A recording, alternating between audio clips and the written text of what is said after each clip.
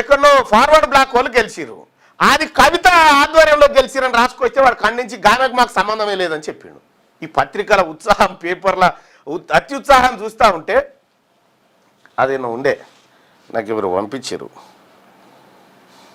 అసలు ఆమెకు మాకు సంబంధమే లేదండి, ఆమె దాంట్లో మేమెందుకు చేరినామని చెప్పి వాళ్ళు ఏదో ఇక్కడ ఇగో ఇదేందో దీంట్లో కవిత షాక్, మాకు జాగృతికి సంబంధం లేదు వడ్డేపల్లి శ్రీనివాస్.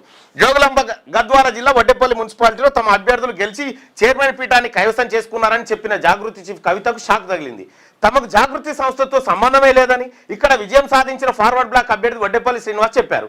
అసలు తాము కవిత జాగృతి సంస్థలో చేరలేదని ఫార్వర్డ్ బ్లాక్ నుంచే పోటీ చేసి గెలిచామని చైర్మన్ అభ్యర్థిగా ఉన్న శ్రీనివాస్ స్పష్టం చేశారు.